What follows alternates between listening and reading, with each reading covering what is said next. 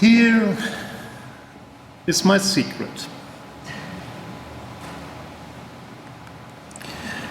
When we hear, read, or talk about being human, we are always guided by certain concepts. We have concepts about what constitutes being human. We have concepts about what being human should be. And we have such concepts of what actually is. Our concepts are always prejudgments with regard to our understanding. Our concepts are not just preconceptions, but prejudgments because we are responsible for our understanding. How we look at our prejudgments is, methodological speaking, a normative decision. My decision is, there is no access to phenomena without prejudgments. We never approach reality without that. We cannot purify or free ourselves from conditions of our awareness. Never. We cannot escape responsibility for our prejudgments. You see, I'm interested in thinking about these prejudgments. I'm interested how they logically justified. But what interested me most is why we keep which prejudgments. Why do we let ourselves be guided in our understanding by certain aspects? In the background is always the assumption that we are responsible for our perception of the world. So my interest in dealing with phenomena is ethical.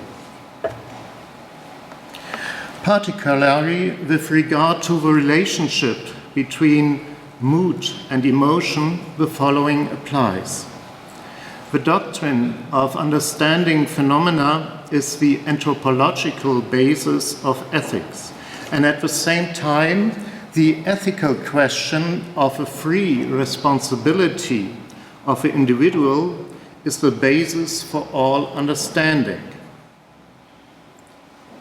Ethics and understanding, or to put it in another way, ethics and hermeneutics, are mutually determined as the basis for dealing with phenomena. This also applies when we think about mood and emotion. If we turn to mood and emotion, when we always have a concept of being human in us, we have to make ourselves aware of this concept, and we have to take responsibility for it. This is where what I call the Hebrew paradigm of pedagogy comes into play. My thesis is that in European cultural history, there is a largely suppressed cultural pattern of the political, the cultural, and also the educational. I call the suppressed cultural pattern the Hebrew paradigm. The term Hebrew is used by me as a pattern, a principle. This is similar to how Paul Tillich used the term Protestant. With this pattern, I describe, spoken with Max Weber, a type which does not exist in reality in such a pure form. This cultural pattern has an opening and orienting function. The cultural pattern opens up knowledge because it demands our attention. We should engage with the reality of phenomena. We should open our eyes and ears, our breath and our heart.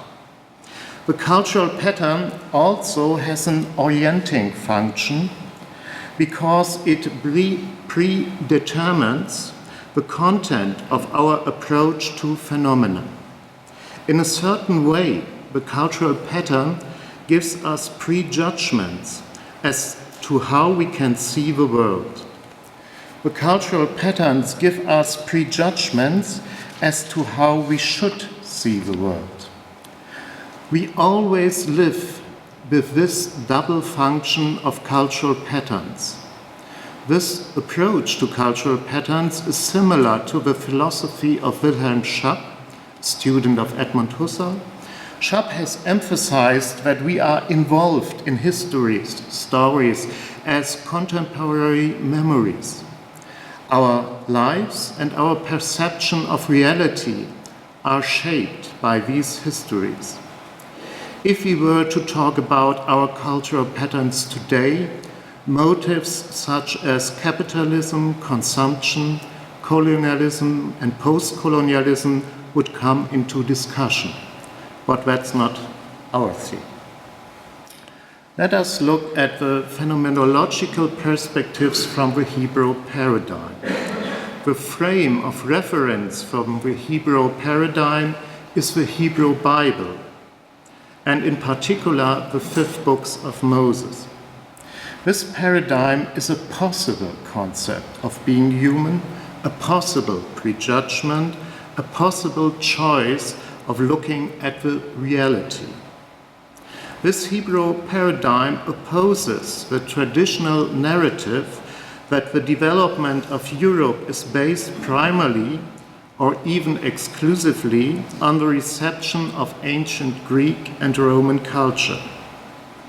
Today, the characteristic of the Hebrew paradigm is explained by the relationship between mood and emotion. Let us first take a look at the concept of being human in Hebrew thought. First, it can be pointed out what being human does not mean. There is no dualism of body and soul, and there is no soul settled in the head, and there is no soul divided into several soul parts. Being human is not thought from the head. If we look at the concept of being human, 3 aspects can give us a first impression: the function of the breath of life, the meaning of body parts for the understanding of the person, and finally the question in which way the being human perfects itself. The idea of creation is a complex process in Hebrew tradition. The basis of life is described in Genesis 2:7. Elohim formed human out of earth from the ground and blew the breath of life into his nose. Then human became a living being, nefesh chaya. It is the breath of life that gives life to human. At the center of determination of life is the motive of nefesh. Nefesh refers to the breath and the power of life. Nefesh has often been wrongly translated as soul in a Greek sense. But this is a wrong fitting into Greek thinking, which has consequences for the understanding of mood and emotion. Nefesh is the vitality, the life force of human. This vitality is illustrated by the breath, the ability to breathe. The nefesh can pass. It is not about an immortal soul as the center of life. Body and nefesh are both mortal. Nefesh is also thought beyond the supposed opposition of ratio and emotion. The breath is the life force that permeates the whole body. Nefesh preserves human and turns the body into the soma in which human can perceive themselves. The breath controls the biological functions. If a nefesh escapes from the body, human dies. Without nefesh, human is dead. Being human is a phenomenon that can be understood from the point of view of breathing. But there is no such thing as a body-soul dualism. This can also be seen in the fact that the limbs of a body are regarded as communication bridges. We communicate with ear, nose, hand, and foot. While the ear in the Hebrew context is the acoustic center of knowledge, the function of the hand is determined differently. This is about action, power, strength, violence. The foot expresses mobility, power, presence. The face, the panim, has a quite central function. The mimic expressiveness aims at social communication.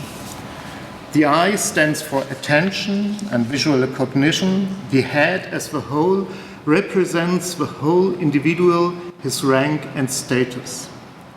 Every part of the body speaks for human and testifies his or her vitality. It is the communication message of a body part which moves into the foreground. The body thus becomes the fundamental medium of a representation of the whole human being and his social ability to communicate. A disdain for the body contradicts Hebrew thinking. A search for any inner soul does not lead to the center of Hebrew anthropology. In addition to a positive appreciation of the body, there is a second point of view which has quite essential meaning for the understanding of emotions: memory. Let us begin with a metaphor. We can raise the question of when human's creation is actually completed in the Hebrew Bible. We are accustomed, if we know the beginning of the Bible at all, to the completion of this creation in the first 3 chapters of Genesis. The conclusion is the expulsion from paradise because Eve had picked a forbidden fruit from the tree of knowledge for Adam. But if by creation we also mean humans becoming social, the process comes to its conclusion at a completely different point. Let us reconstruct the narrative to trace the mood. The narrative creates the great prejudgment with which all phenomena of this world are to be perceived. Following the expulsion from paradise, there are the great symbols of human alienation. They are archetypal symbols in which the fragility of being human is explained. It is about the microstructure of coexistence, Cain and Abel. It is about an incomprehensible split relationship to nature, Noah. It's about human social inclination to set themselves absolute, to want to be like God. Thinking in absoluteness and unambiguity is the basis disease of being human. This applies to the tree of knowledge, Eve and Adam, as well as to the project of the Tower of Babel. Murder of people driven by envy and jealousy, lack of sensitivity to read the signs of nature properly, arrogance and the desire to take an absolute position in relation to nature and history. They are impressive images of human interaction. But what is decisive for the Hebrew paradigm, however, is that the description of being or becoming human does not stop there. With a view to humanity, it rather only begins. Decisive for the phenomenological perspective from the Hebrew paradigm is the mood of memory. It is about a basic experience without which the entire cultural history of the Western world would not be comprehensible. The Exodus. The Exodus is the mood of memory. The Exodus is about a double memory. On the one hand, there is individual alienation and collective slavery in Egypt. On the other hand, the Exodus stands for an experience of liberation from slavery. This is connected with the fact that social rules are given. These rules, the Torah, are to make a life possible with which the being human is to be preserved on earth.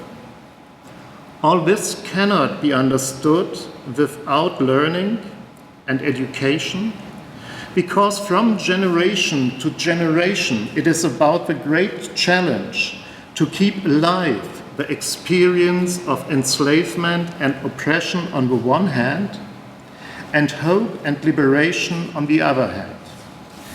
This is the core of the Shema Israel in 5th book Moses 6:4. These words, which I command you today, you shall take to your heart, and you shall teach them to your children and talk about them when you sit in your house or are on your way, when you lie down or get up. So, it is obvious that learning is understood as a lifelong, never-ending process. According to the Hebrew tradition, learning does not find limits at a certain age. One never stops learning. This proverb refers in the Hebrew context to the lifelong educational need of human. There's a lifelong human need for learning because human can never fully reach and internalize the framework of his God-given life possible boundaries. At the same time, it is a matter of daily practice and not of an abstract, unique, or conclusive knowledge of truth, because truth will always manifest itself in daily life and history. The situations in which God's word are to be appreciated to the heart. When you sit in your house or are on the way, when you lay down or stand up, refer to the entire everyday life and the entire lifespan. It is the Hebrew narrative of an everyday pedagogy. This pedagogy has a specific curriculum. The Exodus is the mood of learning. The recollection of a double history of alienation and liberation creates the pedagogical connection between generations. It is about the connection between generations, between grandparents and parents and children, and this connection is created by remembering God's history with humans. The tradition of creation, alienation, covenant, and liberation from Egyptian slavery forms a mood. So this memory is not neutral. This memory represents the mood of world perception. The creation of the human being is completed in social regard in the passion for liberation. There is no neutral relationship to the world. The relationship of a human as a social being to the world is always carried by a mood of skepticism towards inner worldly power structures. The mood of the Exodus, however, is only captured if it's understood not only as liberation or freedom from something, but also as liberation or freedom to something. It is about a passion for liberation. This passion for liberation asks for existing exclusions, marginalizations, oppressions in the particular present. It is about looking for the slavery of a particular present, and it's about analyzing and criticizing this slavery. In the end, it's a matter of arriving at a well-founded forms of rebellion and protest. The Exodus frames all emotions as mood. Emotions get their place in the perception only in the memory of oppression and liberation. Emotions have to fit into the mood of the world. There are no pure emotions that stand alone. Emotions are integrated into the concept of wholeness, into the wholeness of the individual human being in his bodily constitution as nefesh, and into the wholeness as a social being through the memory of the Exodus. In his book, Das Wesen des Judentums, The Essence of Judaism, the important philosopher of religion Leo Baeck made a distinction between two basic emotions. Baeck distinguishes between devotion and reverence. Baeck's starting point is the motive of responsibility. It is the responsibility that the individual should feel towards himself before his God. We should be holy because the eternal is holy, our God. It is the responsibility before God against our neighbor. We should know his soul, which God has given him, and we should love him because he's like us. And it's finally the responsibility before God to mankind. We are to be witnesses of God on earth, sanctify his name in the world in which we are placed. Emotions are integrated into the dialectic of mystery and commandment. Baeck makes it clear that the Hebrew thinking can be understood as a lifelong process of learning and self-education. Lifelong learning never reaches a final conclusion. In the face of the mystery of God, life and learning must always be risked anew on the basis of the commandment of reverence that is clear to human beings.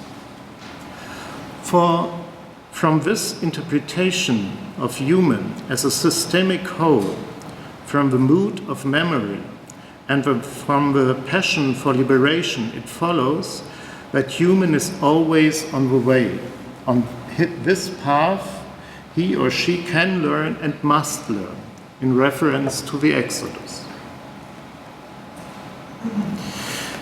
Emotions are always integrated into the mood of world perception. Let us return to the beginning at the end. It is very simple. It is only with the heart that one can see rightly. What is essential is invisible to the eye. Or put it differently, the Lord said to Samuel, "Don't look at his shape and high growth. I have rejected him.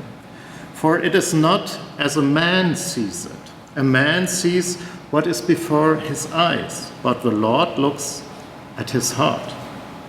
When we hear, read, or talk about being human, we are always guided by certain ideas. We have conceptions about what constitutes being human. We have such conceptions of what being human should be. And we have such perceptions of what actually is. If Hebrew thought has no idea of a soul in the Greek sense, it cannot reach a dualism of soul and body. From a holistic concept of being human, however, a question arises: is there such a thing as a center of world relationship? Here we come across an image that has always fascinated and convinced me: the image of the heart.